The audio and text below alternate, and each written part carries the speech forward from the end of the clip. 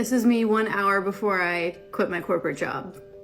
This is me 3 minutes before I quit my corporate job. You've seen the hashtags and the videos. You've probably had friends and family do it. But he just forwarded me to voicemail, so I have to try again now. You might have even been part of it, saying bye-bye to a job that just doesn't fit anymore. This group has fueled what's now being called the Great Resignation. So when I posted my video, I got a wide range of comments from a wide range of humans, and a lot of the older generations were leaving comments like, "Good luck getting a new job. Oh, just another entitled millennial who doesn't appreciate anything they have. I can't believe you did that." Like very negative and projecting comments of how you're not in your right mind. What are you thinking? And I think the difference with the younger generations now is that we no longer have to be stuck in a place that we don't want to be stuck in anymore. That's MJ Mays. She quit a high-paying medical sales job to start a TikTok consulting biz and a virtual co-working space. Depending on who you talk to, she and millions of others who have voluntarily left their jobs are either acting rash or being courageous.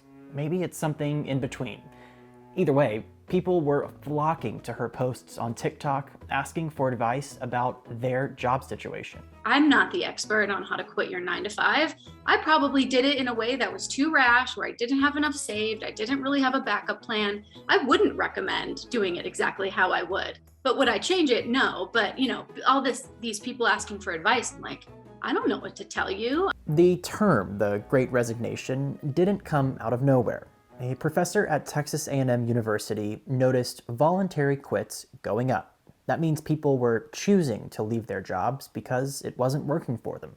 He coined it the Great Resignation in an interview with Bloomberg News. It resonated with people and took off. Data from the Bureau of Labor Statistics shows 4.5 million people quit their jobs in November 2021, a record since the government began keeping track 2 decades ago.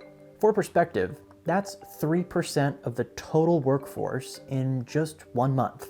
From June to November 2021, more than 25 million Americans quit voluntarily. The industries most affected: food services, leisure and hospitality, and retail trade. It makes sense, considering how those employees fared during the pandemic, from infection risk to angry and abusive customers to working for low wages.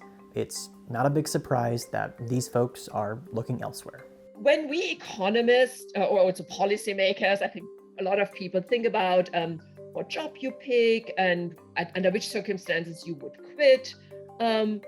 We tend to think in terms of information and opportunities. So, okay, I have to experience how that job feels like what it is, what it looks like in daily life, how I'm treated, how great the work opportunities are I have, etc. And once I've learned all of that information, then I can make my perfectly well-informed choice and decide whether I stick to that job or quit, do something else.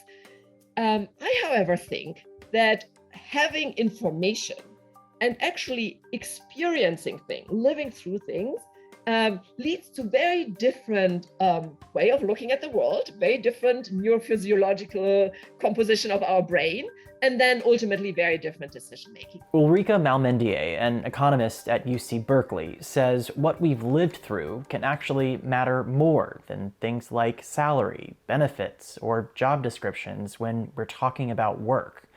In a recent paper, she said this is one of the reasons the Great Resignation is happening. We've lived through a global pandemic, and it's changed us, which leads to different thought processes about work and jobs. In particular, what will be, I expect, be particularly hard for many companies will be that even if they give the same offer to just 2 people, one is pre-pandemic Clark and one is post-pandemic Clark, right?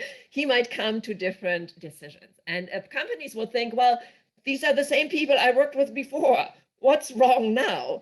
And what's different now is that we are altered through that experience. We now, have different attitudes towards risk, have different trade-offs, and that's something the companies have to wrestle with and adjust their employment conditions and the way they approach their workforce. Malmendier says there's evidence of this happening in previous economic crises. After banks navigated the financial crisis in 2008, for example, they and legislators forced banks to change their risk profiles. What makes the Great Resignation different, though, is that it's individuals making changes, not the corporation or industry.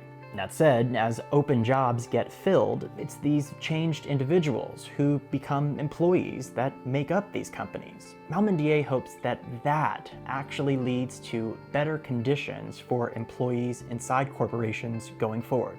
So I absolutely predict that we will see a similar effect on the corporate side, at least among those firms who are going to survive and who are going to be more successful.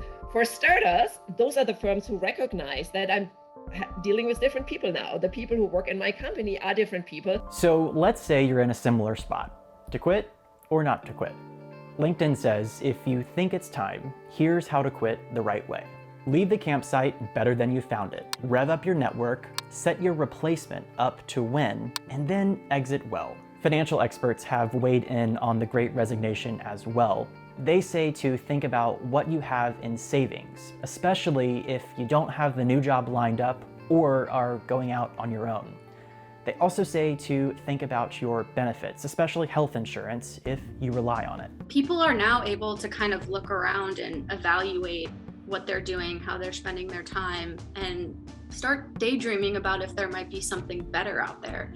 And I think, with this rise of the people talking about quitting their job, it stops being taboo and it starts being kind of exciting. And instead of patting somebody on the back and, oh, I'm so sorry you quit your job, it's like, congratulations, like you just did something so many people are afraid to do, dream of doing, could never be able to do. So I don't know, I just think the times are definitely changing, and this is something that is now available to people that really hasn't been before.